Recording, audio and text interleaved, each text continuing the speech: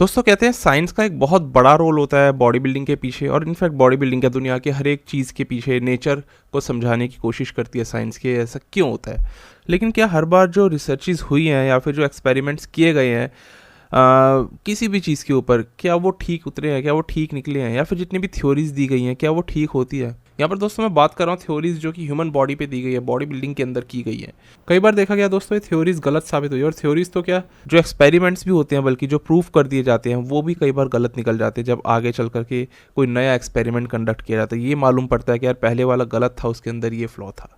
दोस्तों आज हम लोग बॉडी बिल्डिंग के बारे में ही, क्योंकि हम लोग हमेशा बात करते हैं, तो इसी से रिलेटेड हम लोग बात करेंगे कि ऐसी कौन कौन सी चीज़ें हैं, ऐसे कौन कौन से मिथ्स या फिर गलत चीज़ें जो कि आज तक हमारे दिमाग में भरी गई हैं। दोस्तों सच बताऊं तो मैं चैलेंज करना चाहूँगा इन सब थ्योरीज और रिसर्चेस को, और कुछ अपने तथ्य जो मेरी तरफ से मैं दूंगा जिसकी वजह से मैं इनको चैलेंज कर पाऊँ। दोस्तों एग्जाम्पल के साथ ही बात करेंगे तभी चीज़ें क्लियर हो पाएंगी। यहाँ पर सबसे पहली हम लोग थ्योरी की बात कर चुके हैं एक्चुअली में प्रोटीन इनटेक के ऊपर लास्ट वीडियो में, जो कि मैंने बताया था कि कितना ग्राम प्रोटीन हमारी बॉडी डाइजेस्ट कर सकती है। अब इसके अगेन लिमिट्स पहले भी तय की गई थी। 30 ग्राम प्रोटीन का एक बहुत ज़्यादा कॉमन ट्रेंड था 1980s के एरा में अमेरिका के अंदर। तब माना जाता था कि 30 ग्राम से ऊपर आपकी बॉडी प्रोटीन को अब्जॉर्ब नहीं कर सकती। अगेन ये चीज़ भी साइंस ने ही जो थी एक्सप्लेन करी थी, और बॉडी बिल्डर्स के अंदर ये मिथ्स काफ़ी थे। फिर इंडिया में ये चीज़ जो है ये अभी आई है, क्योंकि हम लोग अभी लगभग वही 30-40 साल पीछे चलते रहते हैं। खैर अब तो चीज़ें लगभग काफ़ी बराबर आती जा रही है, लेकिन फिर भी इंडिया में ये थ्योरीज अभी भी चलती हैं सन 2010 के बाद से, कि 30 ग्राम से ऊपर बॉडी डाइजेस्ट नहीं कर सकती प्रोटीन को। एक और जो चीज़ हमने सबसे गलत यहाँ पर पढ़ी वो ये कि जो रिकमेंडेड डोजेज है उसी को हम मान बैठते हैं कि ये ऑप्टिमल डोजेज है, यानी ये अच्छी डोजेज है, जबकि वो मिनिमम डोजेज है। आपको बताया जाता है इससे कम पे मत जाना। ये दूसरा हमारा एक तरह से ये हमारी गलती है, ये साइंस की गलती नहीं है, ये रिसर्चर्स की गलती नहीं है। लेकिन जो प्रोटीन की गलती थी, जो प्रोटीन का एक तय कर दिया गया था कि इससे ऊपर हम लोग नहीं डाइजेस्ट कर सकते, इससे ऊपर हम लोग एब्जॉर्ब भी नहीं कर सकते, वो चीज़ें मैंने पिछली वीडियो में गलत साबित करी थी कि किस तरह से वर्ल्ड स्ट्रॉन्गेस्ट मैन या फिर बॉडी बिल्डर्स 150 ग्राम प्रोटीन तक भी ले लेते हैं सिर्फ एक मील में, और वो प्रोटीन डाइजेस्ट कर लेते हैं। एब्जॉर्ब करना ना करना अगेन डिपेंड करेगा हर एक बॉडी के ऊपर, लेकिन वो इतना ज़्यादा प्रोटीन लेते हैं, इसी वजह से इस तरह से दिखते हैं। अगर वो 60-65 ग्राम पूरे दिन में प्रोटीन लेने लग जाएं तो वो उतने बड़े नहीं दिख सकते, ये चीज़ पॉसिबल ही नहीं है। और हमने वहाँ पर एक्चुअली में दोस्तों प्रैक्टिकल एग्जाम्पल्स देखे थे कि जैसे ही बॉडी बिल्डर्स ने अपने प्रोटीन को डबल किया उनकी बॉडी में एक चेंज, सिग्निफिकेंट ग्रोथ देखने को मिली थी। अगेन साइंस ने ऐसा कोई एक्सपेरिमेंट नहीं करा, साइंस ने जो रिसर्चेज और जो एक्सपेरिमेंट कंडक्ट करवाए थे वो नॉर्मल लोगों पे जो एक्टिव नहीं है, उतना लाइफस्टाइल उनका, उतना वर्कआउट नहीं करते वो लोग, उनके ऊपर रिसर्च करी, और ये कहा गया हमसे कि वो हम मान ले बॉडी बिल्डर्स के लिए और पावर लिफ्टर्स और वर्ल्ड स्ट्रॉन्गेस्ट मैन या फिर दूसरे किसी भी तरह के एथलीट्स के लिए। सिर्फ ये नहीं, साथ ही साथ दोस्तों मैंने ये भी प्रूफ करा था कि नहीं 30 ग्राम प्रोटीन हर एक इंसान के लिए एक मात्रा नहीं हो सकती है। कोई कोई इनफैक्ट 20 ग्राम तक ही भी सिर्फ डाइजेस्ट कर सकता है, उससे ऊपर नहीं कर पाएगा, और वहीं कोई 200 ग्राम तक भी ले लेता है सिर्फ एक मील में। यहाँ पर दोस्तों हम दूसरी मिथ के ऊपर चलते हैं जो कि सबसे ज़्यादा कॉमन है, और वो ये कि अगर आप वर्कआउट करके आए तो आपको किसी भी कीमत पे किसी भी हाल में 10 से 15 मिनट के अंदर अंदर प्रोटीन शेक लेना है, और नहीं तो आपको मील कंज्यूम करना है जितनी जल्दी हो सके, हद से हद 20 मिनट के अंदर कर लो। अब ये चीज़ कैसे गलत हो सकती है, आखिर मैं इसको किस तरह से प्रूफ करूँ कि ये एक गलत स्टेटमेंट है या फिर एक गलत सोच है जो कि बहुत पहले से चलती आ रही है। दोस्तों अभी तक तो इस पर कोई रिसर्च नहीं हुई थी, और रिसर्च अभी हाल ही में कंडक्ट हुई है जिसने इसको गलत प्रूफ करा है, पर मैं उसके ऊपर नहीं जाऊंगा क्योंकि मैंने तो रिसर्च बिल्कुल अभी देखी। अगर वो ना होती तो फिर मैं तो प्रूफ ही नहीं कर सकता था, लेकिन मेरे पास कोई और तरीका भी है प्रूफ करने का। तो कहा जाता है किसी भी तरह जैसे आपका वर्कआउट कंप्लीट हो, जल्दी से जल्दी आप 15 मिनट मैक्सिमम आप वे प्रोटीन शेक ले लो। अगर आप ऐसा नहीं करोगे तो या तो ये होगा आप अपनी मसल मास को लूज़ कर दोगे, और अगर आप ऐसा कर रहे हो तो उसकी वजह दी जाती है ये कि क्योंकि वो एक एनाबॉलिक टाइम होता है, वो एक विंडो खुल जाती है जिसके दौरान आपकी मसल्स सबसे ज़्यादा रिकवर करती है, और आपके अंदर जो मसल बिल्डिंग का प्रोसेस है वो स्टार्ट हो जाता है। अगर आपने उस दौरान वो नहीं लिया तो आपकी मसल्स उस तरह से ग्रो नहीं करेंगी। दोस्तों मैं आपको बता देता हूँ, जो एनाबॉलिक विंडो होती है ना, आपकी जो मसल्स जो जुड़ती है ना, वो सिर्फ उस 20-30 मिनट के अंदर नहीं जुड़ जाती, उनको जुड़ने के लिए आने वाले 2 से 3 दिन लग जाते हैं। और अगर आपने लेग्स ट्रेन कर लिए ठीक से तो पहले 4 दिन तक तो आप ठीक से चल भी नहीं सकते, और 1 हफ्ता आपको लग जाएगा पूरी तरह से रिकवर होने में। तो कैसे आप बोल सकते हो कि 20-30 मिनट के अंदर अंदर ही आपको वो वे प्रोटीन शेक, आपको अपना मील कंज्यूम करना ज़रूरी है, नहीं तो ना जाने क्या हो जाएगा आपकी मसल में, उस तरीके से आप हाइपरट्रॉफी नहीं कर पाओगे या फिर आप अपना मसल मास लूज़ कर दोगे। ये बात एकदम क्लियर है कि मसल्स अगर 2 से 3 दिन तक पेन कर रही हैं, आपने अगर उनको ट्रेन करा है, इसका मतलब वो अभी भी रिकवर हो रही हैं और ग्रो कर रही हैं। और अगर अभी भी वो रिकवर हो रही है तो इसका मतलब अभी भी फीड करते रहना पड़ेगा आपको। वो एनाबॉलिक विंडो सिर्फ 20-30 मिनट की नहीं थी, वो 2-3 दिन की, वो 4-5 दिन की, वो 1 हफ्ते की भी हो सकती है, जैसे मैंने बताया लेग्स जैसे बॉडी पार्ट के लिए। इसका मतलब हमें ये तो समझ में आता है कि फीडिंग ज़रूरी है पूरे दिन में जो हम करते हैं वो, ना कि सिर्फ आपने वर्कआउट के बाद में वे प्रोटीन ले लिया और आपका काम हो गया, या फिर सिर्फ आपने एक मील कंज्यूम कर लिया, हाँ भाई हमने अपने टाइम के अंदर अंदर कर लिया, अब हम लोग सेफ हो गए, और उसके बाद हम कुछ खा रहे नहीं खा रहे कोई परवाह नहीं। नहीं, ऐसा नहीं होता। यहाँ पर दोस्तों मैं आपको एग्जांपल्स दे सकता हूँ केविन लेब्रोनी जैसे बॉडी बिल्डर्स के, जो कि क्लेम करते थे कि मैंने एक बार 1.5-2 घंटे तक भी कोई पोस्ट वर्कआउट मील या प्रोटीन शेक नहीं लिया था, क्योंकि वो इतना ज़्यादा उनकी हंगर जो थी, उनका जो हम लोग क्या बोलते हैं जो एपेटाइट है वो किल हो गया था। और ऐसा होता है वर्कआउट के बाद में अक्सर एपेटाइट बढ़ जाता है, लेकिन कभी कभार ऐसा भी होता होगा और आप लोगों ने भी देखा होगा कि भूख नहीं लगती, बिल्कुल ऐसा लगता है कि नहीं कुछ नहीं खाना, और 1.5-2 घंटे तक बिल्कुल मन नहीं करता। लेकिन क्या केविन लेब्रोनी के साथ कभी ऐसा हुआ कि इस वजह से उनका मसल मास लूज करना शुरू हो गया हो, या वो ग्रो नहीं कर पा रहे थे अपने करियर में? मतलब ऐसा एक बॉडी बिल्डर, ये तो मैंने बता दिया जो कि स्टेटमेंट दी गई है, ऐसे कितने लोग करते हैं और कितने लोगों के साथ होता है, कितने बॉडी बिल्डर्स के साथ होता है, तो क्या वो अपना मसल मास बिल्ड नहीं कर पाते हैं? यार एक बात आप सोच के देखो, जो लोग एक्सट्रीम इंटेंसिटी के साथ में लेग स्ट्रेन करते हैं, आप लोगों के साथ में भी कितनी बार हुआ होगा, ऐसा होता है कि अगर आप पानी भी पी लोगे ना उसके बाद में, तो लगेगा कि वो भी बाहर आ जाएगा, बिकॉज आप नॉशियस फील करते हो। मैंने तो उसके ऊपर पूरी वीडियो बनाई थी। अब आप सोच करके देखो, एक इंसान नॉशियस फील कर रहा है, यानी कि उसका डाइजेस्टिव ट्रैक्ट में उतना ब्लड नहीं है, ज़्यादा ब्लड उसके लेग्स में है, इसलिए उसका डाइजेस्टिव सिस्टम ठीक से काम नहीं कर रहा है। ऐसे में आपका पानी तक बाहर आने को तैयार है और आप कह रहे हो कि मैं वे प्रोटीन डालूंगा उसी वक्त मेरे को सबसे ज़्यादा ज़रूरत है, क्योंकि क्या इस चीज़ का कोई सेंस बनता है? ये चीज़ समझने वाली है दोस्तों। आपकी बॉडी एक्सेप्ट नहीं कर रही उस वक्त पे न्यूट्रिएंट्स को, उसी वक्त पे सारा सब कुछ डाइजेस्ट नहीं कर लेगी वो। तो इसका मतलब कंटिन्यूसली आपको फीडिंग देनी ज़रूरी है, वो सिर्फ एनाबॉलिक विंडो उसी टाइम के लिए नहीं खुली रहती है। अभी मैं आपको और एकदम एक क्लियर एग्जांपल दे देता हूँ। अब दोस्तों एक बात तो हम हमेशा सुनते आए हैं कि वर्कआउट से पहले प्री वर्कआउट मील लेना कितना ज़रूरी होता है, कितनी ज़्यादा इंपॉर्टेंस होती है इसकी, आप सभी को पता है। और प्रोटीन होना प्री वर्कआउट मील में बहुत ज़रूरी है, जिसके साथ अगर आपने 2-3 मील्स पहले ले रखे हो तो और भी अच्छा है। बट मैं आपको ठीक इसके उल्टा ही एग्जांपल अब देने जा रहा हूँ।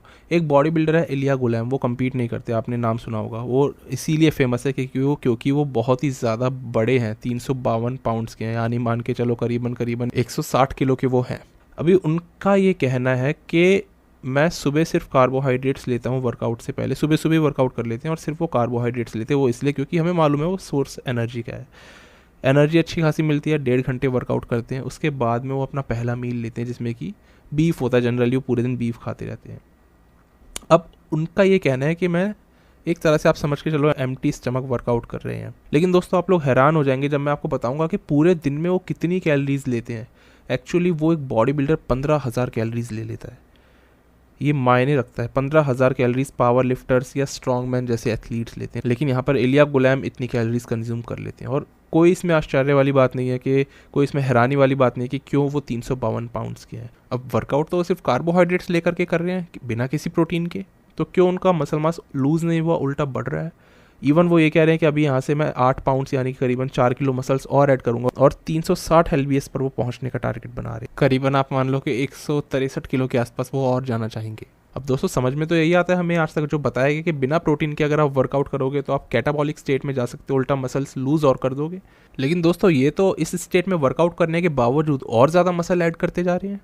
इससे दोस्तों आपको और ज़्यादा क्लियरिटी इस चीज़ में आ रही होगी कि पूरे दिन की कैलोरीज कितना ज़्यादा मायने रखती है। वर्कआउट से पहले का मील, वर्कआउट के बाद के मील्स, जिनको कि बहुत ज़्यादा स्ट्रेस करके बताया जाता है कि इनको तो लेना ज़रूर चाहिए और उनको मिस नहीं करना चाहिए।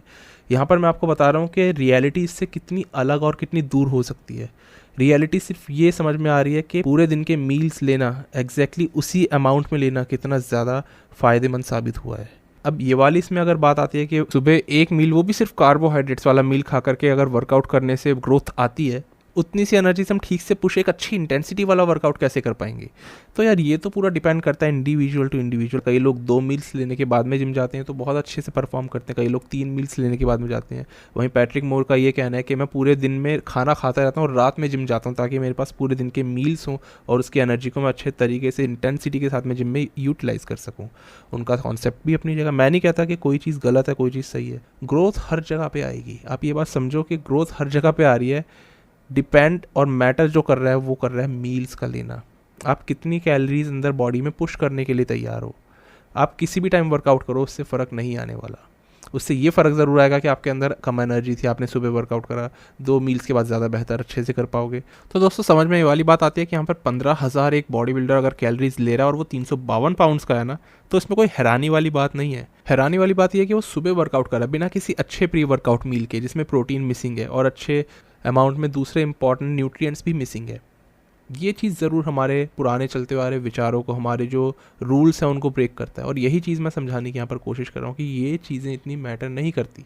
और प्री वर्कआउट और पोस्ट वर्कआउट मील को जितनी ज़्यादा इंपॉर्टेंस आज देने लग गए हैं लोग, और एकदम पागल हो जाते हैं कि लेना ही लेना है, फटाफट से लेना है, उस चीज़ को मैं यहाँ पर समझा रहा हूँ कि वो चीज़ काफ़ी दूर है रियलिटी से। अभी हाल ही में दोस्तों रिसर्चर्स ने क्या बोला कि आपकी जो एनाबॉलिक विंडो है एक्चुअली में वो 12 घंटे तक भी एक्सटेंड होती है, यानी 12 घंटे तक आप कुछ मत खाओ वर्कआउट करके, वो लोग ये कह रहे हैं।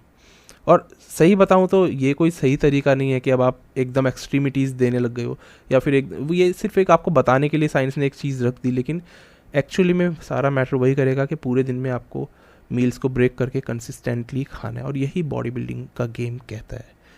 यही चीज़ है जो कि बाहर के एथलीट्स को बड़ा कर देती है और हमारे एथलीट्स को नहीं कर पाती। सिंपल। अगले मिथ पर चलते हैं दोस्तों। कोलेस्ट्रॉल एक बहुत ही इंपॉर्टेंट ज़रूरत की चीज़ है। चीज़ क्या है, मतलब वो एक हार्मोन आपका बनाने का काम करता है। वैसे है तो लिपिड्स जो कि फ़ैट का ही एक पार्ट होता है। तो कोलेस्ट्रॉल बहुत ज़रूरी है आपकी बॉडी के हार्मोन्स बनाने के लिए। इनफैक्ट अगर मैं बात करूँ यहाँ पर टेस्टोस्टेरोन की, प्रोजेस्टेरोन, या फिर कॉर्टिसोल भी जो बनता है, स्ट्रेस हार्मोन होता है, एल्डोस्टेरोन जो बनता है, इन सबको बनाता है वो, जो कि इंपॉर्टेंट नेसेसरी हार्मोन्स है। आपकी सेल मेम्ब्रेन, आपके सेल को बनाता है वो, यानी कि बिना कोलेस्ट्रॉल के आपके सेल्स की जो ऊपर की बाहर की मेम्ब्रेन है वो नहीं बन सकती। तो सेल रप्चर कर जाएगा, सब उसके अंदर से बाहर निकल जाएगा, तो हमारा अस्तित्व ही नहीं होगा एक तरह से। यहाँ पर अगर मैं बात करूँ, कोलेस्ट्रॉल जो है वो बाइल जूस जो निकलता रहता है लीवर के अंदर से, उसको एक्सक्रीट करवाने में मदद करता है। तो फंक्शन तो कई सारे हैं। ये चीज़ तो एकदम एक्सट्रीमली इंपॉर्टेंट है हमारी बॉडी के लिए, लेकिन अक्सर ये चीज़ ख़तरनाक भी साबित होती है, क्योंकि कोलेस्ट्रॉल ज़्यादा बढ़ता है तो फिर ऐसा होता है कि वो हमारी जो नसें होती हैं उनके अंदर जमने लगता है, जिनको हम कहते हैं कि हमारी आर्टरीज़ के अंदर वो प्लेग बिल्डअप कर रहा है। और इस वजह से अगर वो हमारी कॉरोनरी आर्टरी, यानी कि जो हार्ट को ब्लड और ऑक्सीजन सप्लाई करिए, वहाँ पे जम गया तो हार्ट अटैक आ जाएगा। और आता ही है कोलेस्ट्रॉल से कितनी ज़्यादा डेथ होती है, तो इसलिए ख़तरनाक चीज़ भी है। अब ख़तरनाक चीज़ है तो इसलिए भाई इसको कंट्रोल में रेगुलेट करके रखना बहुत ज़रूरी होता है। अगर ये ज़्यादा बढ़ जाएगा तो फिर जानलेवा साबित होता है। अंडे के अंदर जो योक होता है उसके लिए साफ साफ बोला जाता है उसके अंदर 180 mg कोलेस्ट्रॉल होता है, वहीं जो डेली ह्यूमन लिमिट है वो 300 mg कोलेस्ट्रॉल की है।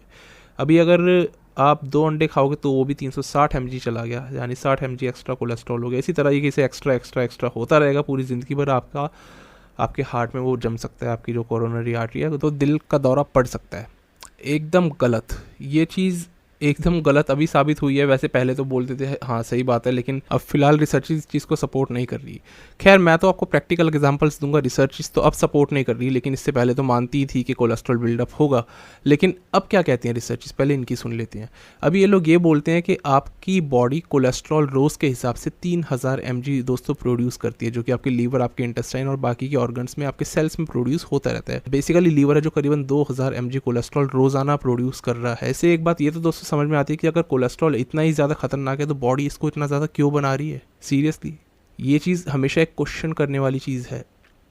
अब ये चीज़ तो समझ में आ गई कि 300 mg जो बॉडी की अपर लिमिट हमने बनाई है, 3000 mg तो रोज़ाना बॉडी खुद ही बना रही है, जिसमें से कि 2000 mg तो सिर्फ लीवर ही बना रहा है। दूसरी चीज़ हमें अब ये पता लगती है, रिसर्चेस जो बताती हैं कि आपकी बॉडी एक्चुअली कंपनसेट करती है। अगर आप 300 mg कोलेस्ट्रॉल आज खा रहे हो तो बॉडी 2700 बनाएगी, 3000 mg नहीं बनाएगी। एक हेल्दी ह्यूमन बीइंग के लिए दोस्तों ये रेंज 2000 से 3000 के बीच में कहीं ना कहीं हो सकती है, जो कि बॉडी नॉर्मल लेवल में मेंटेन करके रखेगी ही। बाहर से अगर मिलेगा एक्स्ट्रा तो खुद से बनाना कम कर देगी उतना, ये अब पता लग रहा है। खैर अब हम लोग बढ़ते हैं दोस्तों प्रैक्टिकल एग्जांपल्स की ओर। अब मैं बात दोस्तों यहाँ पर नॉर्मल लोगों की भी करूँगा और बॉडी बिल्डर्स की तो करूँगा ही, बिकॉज एक्सट्रीम केस तो बॉडी बिल्डर्स से ही पता लगता है। दोस्तों सबसे पहले हम ली हैने की बात कर लेते हैं। आपको याद है 12 होल एग्स खाया करते थे अपने टाइम पर वो रोज़ाना। आज कोई खा लेगा 12 होल एग्स? और ली हैने को आपने कभी देखा है कि उनकी कंडीशनिंग देखते थे, उनकी ग्रेनीनेस देखते थे बॉडी के अंदर, कितना ज़्यादा वो डीप सेपरेशंस लेकर आते थे। वो जो हार्डनेस थी बॉडी में वो आज कितना मिस करते हैं हम लोग। लेकिन क्या ऐसा हुआ ली हैने के 12 होल एग्स खाने से आज उनके हार्ट में कोई प्रॉब्लम आ गई है, कोई उनको हार्ट अटैक के सिम्टम्स आ गए हैं, कोई प्रॉब्लम अब उनको नज़र आने लग गई है इस एज में? 60 साल के आसपास हैं अभी भी। चलो इससे बड़ी बात कर देता हूँ, आर्नोल्ड श्वार्ज़नेगर, फ्रैंको कोलंबो ये बात बोलते थे कि हम योक्स खा करके जिम जाते थे, सिर्फ योक्स खा करके। आज ऐसा टाइम हम लोग देखते हैं जब कभी खड़े होते हैं अंडे वाले की रेडी पे, तो वो सारे योक्स निकाल के फेंक देते हैं लोग जो भी जिम से आते हैं, जिम वाले, और सिर्फ वाइट एग्स खाते हैं, एग वाइट्स खाते हैं। एक वो दौर था जब आर्नोल्ड सिर्फ योक्स खा के जिम जाते थे, बिकॉज उनके पास उनका ये कहना था कि फ्रैंक जेन और सर्ज न्यूब्रेट जैसे एथलीट्स एग वाइट्स खा जाया करते थे और हमारे पास सिर्फ योक्स बचते थे, तो उसको फेंकते नहीं थे, हम खा करके जिम चले जाया करते थे। क्या आर्नोल्ड श्वार्ज़नेगर जो आज 74 साल के है, ऐसी कोई प्रॉब्लम आपने देखी उनके हार्ट में जो कि योक्स खाने से कोलेस्ट्रॉल बिल्डअप हो गया और उस वजह से आ गई हो? फ्रैंको कोलंबो दोस्तों, आर्नोल्ड के पार्टनर, वो भी योक्स खा के जाते थे। पिछले साल ही डेथ हुई है उनकी 81 ईयर्स की एज में, नेचुरल कॉज से। क्या कोई उनके साथ कभी हार्ट कॉम्प्लिकेशन आई? कभी भी नहीं। चलो बॉडी बिल्डर्स की बात तो हो गई, बहुत सारे और भी एग्जांपल्स है इस वक्त जितने याद आए आपको बताया, लेकिन अब बात करते हैं हम सीधा एक डॉक्टर की, जो कि एक काफ़ी जाने माने डॉक्टर है, एरिक बर्ग, आपने शायद नाम भी सुना होगा, यूट्यूब चैनल इनका है और काफ़ी अच्छी नॉलेज रखते हैं ये। यहाँ पर दोस्तों इनका कहना है कि पिछले 35 साल से रोज़ाना 5 होल एग्स खाते आ रहे हैं ये, और इनके कोलेस्ट्रॉल लेवल्स एकदम नॉर्मल है। इन्होंने बताया जो टोटल कोलेस्ट्रॉल है इनका अभी करीबन 160 mg/dL है, जो कि एक नॉर्मल रेंज में आता है। 35 साल रोज़ाना इतने सारे होल एग्स खाने से कोई कोलेस्ट्रॉल नहीं बढ़ा, कैसे हो रहा है ये? तो ये प्रैक्टिकल एग्जांपल्स जैसे मैं आपको देता जा रहा हूँ ना, इसी तरीके से बहुत सारे लोग हैं जो कि हमारे आसपास इर्द गिर्द, हमारे पेरेंट्स, हमारे बूढ़े बुजुर्ग भी खाते हुए आ रहे होंगे, होल एग्स ही खाते हुए आ रहे होंगे। हालांकि हम लोग कहते होंगे कि नहीं एग वाइट्स खाओ, ये खतरनाक है होल एग्स आपके हार्ट के लिए, आपके ओवरऑल हेल्थ के लिए, लेकिन अब हम क्या देखते हैं, वो लोग बहुत ज़्यादा हेल्दी हैं। बट सेकंड सिनेरियो, अगर हेल्दी नहीं है, कोलेस्ट्रॉल बहुत ज़्यादा है, तो आज क्यों बहुत ज़्यादा है? पहले से यार एग्स तो कई हज़ार सालों से खाते आ रहे हैं इंसान, आज क्यों इतनी कोलेस्ट्रॉल की प्रॉब्लम बढ़ गई? क्या आज के अंडे ज़्यादा खतरनाक हो गए? क्या ज़्यादा फैट उन्हीं में ही आने लग गया अब? तो अब यहाँ रिसर्चर्स कंफ्यूज हो गए। साइंस जब देखती है यार इससे तो कुछ हुआ नहीं, हमने जो पहले थ्योरी प्रपोज की थी वो तो गलत निकल गई, तो अब हम चलो नई थ्योरी लेकर के आ जाते हैं और ये बता देते हैं कि नहीं हमारी बात सॉरी गलत हो गई, अब हम लोग ये वाली थ्योरी लाए हैं होल एग्स वाली, आप कितने मर्जी खा सकते हो और अब आप इसको मानो। क्यों माने? साइंस ये चीज़ अब समझा रही है देख करके रिजल्ट्स को कि आपकी बॉडी ऑटोमेटिकली कोलेस्ट्रॉल को कंपनसेट कर लेती है, लेकिन ये कैसे पता लगा जब उन्होंने इतने सारे केसेस पिछले कुछ सालों से, इतने सालों से आज तक देखे हैं? तो ये है दोस्तों प्रॉब्लम जो कि साइंटिफिक थ्योरी में आपको दिखाई देगी, बहुत ही क्लियरली आपको दिखाई देगी। इनफैक्ट हैरानी तो तब होती है जब प्रैक्टिकली ये दिखाई देता है कि आपके कोलेस्ट्रॉल लेवल्स तब ऊपर जाने लगते हैं जब आप सिंपल कार्ब्स, शुगरी कार्ब्स ज़्यादा लेते हो। कोई रिलेशन है कार्बोहाइड्रेट्स और कोलेस्ट्रॉल का, लिपिड्स का? बट ये चीज़ प्रैक्टिकली देखने में दिखती है जब आप अपने सिंपल कार्ब्स को रिप्लेस करके ज़्यादा कॉम्प्लेक्स कार्ब्स या फिर कम कर देते हो, कट कर देते हो, कोलेस्ट्रॉल लेवल्स नीचे आने लगते हैं। यहाँ पर मैं बैड कोलेस्ट्रॉल की बात कर रहा हूँ दोस्तों। अपने शुगरी कार्ब्स को कट करने के लगभग 1-1.5 महीने बाद अगर आप अपना टेस्ट करवाओगे, लिपिड प्रोफाइल चेक करवाओगे, तो आपको ये रिजल्ट्स मिलेंगे। आई मीन कोई सेंस है इस बात की? कार्बोहाइड्रेट से, शुगर से कोलेस्ट्रॉल किस तरीके से कम ज़्यादा हो सकता है, लेकिन अब ये चीज़ें दिख रही हैं। तो अब देखने को क्या मिल रहा है कि यार ऐसा भी हो रहा है कि 25-25, 26-26 साल के लोगों को हार्ट अटैक आ जाता है कोलेस्ट्रॉल ज़्यादा होने की वजह से। और वहीं अगर हम बात करें तो 50-60 साल की उम्र तक भी कोई प्रॉब्लम नहीं होती बहुत सारे लोगों को, वो भी ऐसा ही खाना खा रहे हैं, ये भी ऐसा ही खाना खा रहे हैं। अब इनके चक्कर में साइंस की धज्जियाँ उड़ गई, ये लोग परेशान हो गए कि हमने तो कोई और ही थ्योरी प्रपोज की थी और ये तो ठीक उल्टा हो रहा है इसमें। अब इन्होंने क्या आंसर बनाया कि जेनेटिक्स, ये आपके जेनेटिक्स पे डिपेंड करता है, और क्या वर्ड ढूंढेंगे क्योंकि यही सबसे आसान है बोलना। और सेकंडली आपके पूरे दिन का लाइफस्टाइल उस पर डिपेंड करता है, आप क्या खाते हो पूरे दिन। देखो ली है ने अगर 12 होल एग्स खाते थे तो उसको खा करके बैठ नहीं जाया करते थे, वो एक्सरसाइज करते थे। और देखो एक स्ट्रेट बात बोलूँगा, उनका जो एक्सरसाइज करने का जो टाइम था वो बहुत ज़्यादा था। उस ज़माने में एथलीट्स 2.5 से 3 घंटा वर्कआउट करा करते थे, आज उतना ज़्यादा नहीं है। आर्नोल्ड 5 घंटे वर्कआउट करा करते थे, अगर योग्स खा के जाते थे तो सब कुछ बर्न कर दिया करते थे वो। जहाँ आज हाई इंटेंसिटी ट्रेनिंग 30 मिनट में हो जाती है ख़त्म, वहीं पहले वर्कआउट लंबा था तो बर्नआउट कर दिया करते थे। तो वो भी फैक्टर्स बहुत ज़्यादा डिपेंड करते हैं। तो दोस्तों दिन में 2 होल एग्स या 1.5 होल एग्स से ऊपर नहीं खाने चाहिए, उससे कोलेस्ट्रॉल बढ़ जाएगा। ये चीज़ अब बिल्कुल पूरी तरीके से ख़त्म हो चुकी है, लेकिन हमारे अंदर से नहीं, ये मतलब साइंटिस्ट ने तो अपनी तरफ से ख़त्म कर दिया, हमारा अभी भी वही मानना है और अभी काफ़ी सालों तक यही चलने वाला है। इसी तरीके से वो योग्स निकाल के सब लोग जिम से आएंगे और योग्स फेंकते रहेंगे और एग वाइट्स खाते रहेंगे। अगेन दोस्तों ध्यान देने वाली बात ये चीज़ भी पूरी तरीके से कोई गलत नहीं है, लेकिन एक्सट्रीम जब होने लगता है ना कि नहीं मैं तो बिल्कुल योग खाऊंगा तो पता नहीं कल कोई हार्ट अटैक आ जाएगा, ये थिंकिंग, इसके खिलाफ हूँ मैं और चाहूँगा कि आप लोग भी इस चीज़ को सही से समझें। मैंने बताया ना कि पहले वर्कआउट्स लंबे होते थे, आज वर्कआउट्स छोटे हैं, तो आप उतनी एनर्जी तो बर्न कर नहीं रहे हो, लेकिन इसका मतलब ये नहीं कि सिर्फ एग वाइट्स पर ही पिल जाओ सबके सब। इनफैक्ट दोस्तों अगर रीसेंट स्टडीज़ की माने तो ये दिखता है कि एग योक्स आपको पॉजिटिवली आपका HDL बढ़ाते हैं, गुड कोलेस्ट्रॉल को ऊपर लेकर जाते हैं और बैड कोलेस्ट्रॉल को कट करते हैं। और अगर आप डाइटिंग कर रहे हो तो ये इफेक्ट और भी ज़्यादा तेज़ हो जाता है। अगर आप मेंटेनेंस में हो, यानी कि उतना ही खाना खा रहे हो जितना बर्न कर रहे हो, तो आपका कोलेस्ट्रॉल कभी राइज़ नहीं होगा। हाँ, अगर आप गेनिंग कर रहे हो तो फिर वो दूसरे फैक्टर्स के कारण ज़रूर राइज हो जाता है। तो इसका मतलब रिसर्च आज की ये कहना चाह रही है कि एग्स का कंट्रीब्यूशन पूरी तरह से पॉजिटिव या न्यूट्रल हो सकता है, नेगेटिव नहीं है आपके कोलेस्ट्रॉल लेवल्स पर। खैर दोस्तों, अब चलते हैं हम लोग अगले मिथ की और वो एक्चुअली दोस्तों मेरी फेवरेट थ्योरी और आप सबकी फेवरेट थ्योरी है। वेट ट्रेनिंग मत करो, उससे हाइट रुक जाती है। जब 18 साल के हो जाओगे तभी करना, बल्कि 18 के भी नहीं, 19 साल के हो जाओ तब तक तो हाइट पूरी बढ़ जाएगी, फिर कर लेना भाई। उससे पहले करोगे तो हाइट रुक जाएगी। यार कितने ज़्यादा मतलब केसेस आते हैं पूरी दुनिया में, नहीं कि हाइट रुक गई हमारी तो वेट ट्रेनिंग करने से। भरे पड़े हैं ना लोग पूरी दुनिया में जिन्होंने की हाइट रोक दी अपनी। सब लोग वेट ट्रेनिंग करने चले और सबकी हाइट रुक गई। सीरियसली कितने केसेस हैं ऐसे? ज़ीरो, कुल मिलाकर के एग्जैक्टली ज़ीरो। कौन ये बोलता है कि वेट ट्रेनिंग से हाइट रुकती है? इनफैक्ट ये देखा जाता है कि वेट ट्रेनिंग से तो ग्रोथ हार्मोन ज़्यादा अच्छे रिलीज़ होते हैं। बच्चों के अंदर जो ग्रोथ प्लेट्स होती हैं उसके कारण जब वो पकनी शुरू हो जाती हैं, जो बिल्कुल कोने से, वो कहते हैं कि आपकी हड्डियाँ बिल्कुल है ना ठोस हो जाएंगी, तो आपकी हाइट रुक जाएगी।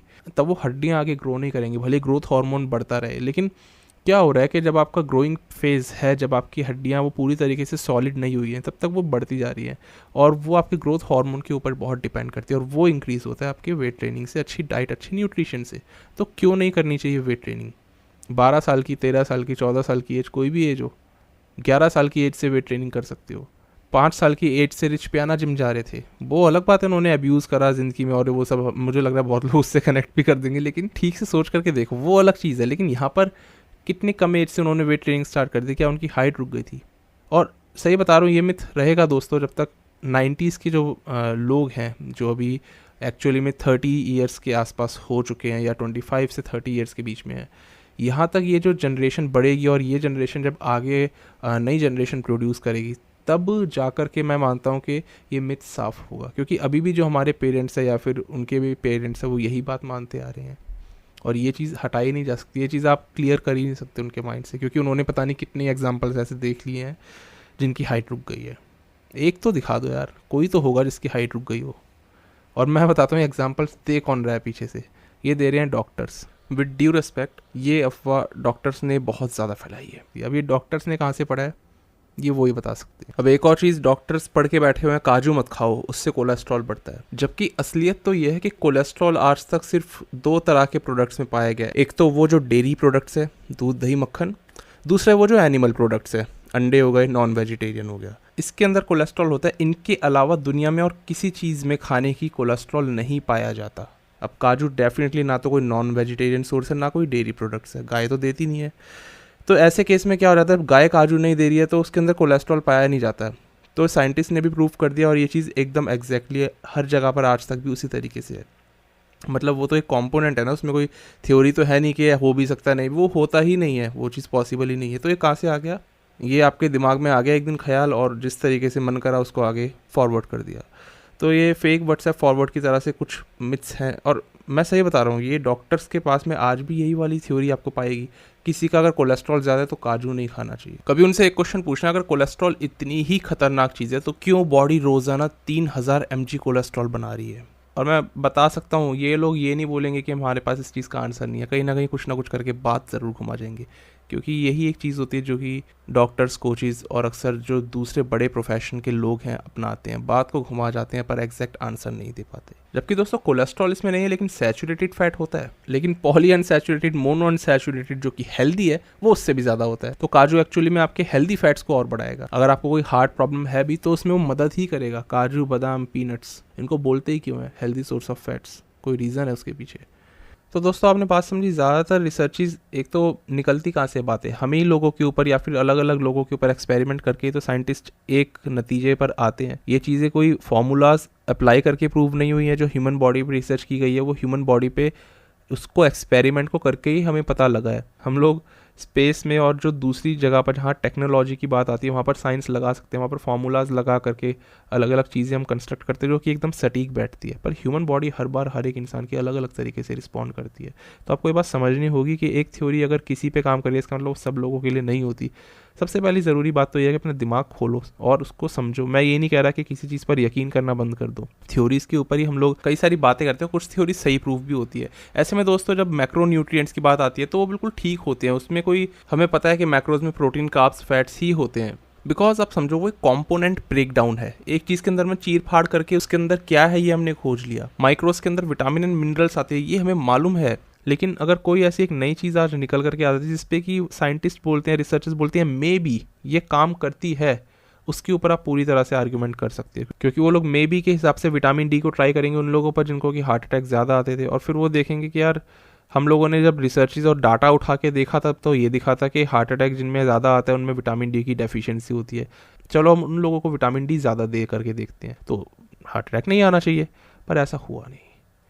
वही वाली बात है ना कि रिवर्स करके चीज़ें उस तरीके से कभी कभार ठीक हो जाती हैं, कभी कभार नहीं हो पाती। तो दोस्तों एट द एंड ये बोलूँगा, डॉक्टर्स गलत नहीं है, साइंटिस्ट गलत नहीं है, रिसर्चर्स गलत नहीं है, ये यही लोग हमें बताते हैं इन सब चीज़ों के बारे में आज हमें जो इतना पता लगा है। पर कई बार थ्योरीज की तो छोड़िए, जो रिसर्चेज में चीज़ें प्रूफ तक हो गई है उनके अंदर भी हम देखते हैं कि फ्लॉज तक निकल आते हैं, क्योंकि उस वक्त उनको ठीक से परफॉर्म ही नहीं किया गया था, सारी बातों का ध्यान ही नहीं रखा गया था। और यही मैं यहाँ पर इस वाली वीडियो में कहना चाहता हूँ, और ये मेरा मानना है, मैं नहीं जानता आप लोग मानते हैं कि नहीं। अगर आपको लगता है कि प्रैक्टिकल वर्ल्ड में कुछ और हो रहा है और साइंस कुछ और बात बोल रही है तो आप उसको पूरी तरह से चैलेंज कर सकते हो। क्यों नहीं कर सकते? कोई भी इस काबिल हो सकता है, बस आपको अपने ऊपर, अपनी रिसर्च पे भरोसा होना चाहिए। अब देखो ना दोस्तों, ह्यूमन बॉडी किस तरह से होती है। एक इंसान की जेनेटिक्स 25 साल की उम्र में इतने ख़राब होते हैं कि वो हार्ट अटैक से मर जाता है, डेलिस मकार्बर जैसा। हालांकि अब्यूज़ करा होता है, लेकिन अब्यूज़ करने वाला रिच पियाना जैसे एथलीट, दूसरा बॉडी बिल्डर 45 साल की एज में जाकर के मरता है, जो कि वही काम कर रहा था, लेकिन उसकी डेथ काफ़ी बाद में हुई। तो दोस्तों बहुत सारी चीज़ें अभी अनएक्सप्लेनेबल है, क्योंकि ह्यूमन बॉडी है ही इतनी कॉम्प्लेक्स। चलो दोस्तों, मिलते हैं अब बहुत जल्दी एक नई वीडियो में एक नए टॉपिक के साथ में, और इंडी प्रो की एनालिसिस हम लोग करेंगे तब। बस तब तक के लिए स्टे ट्यून्ड, गुड बाय, शुक्रिया।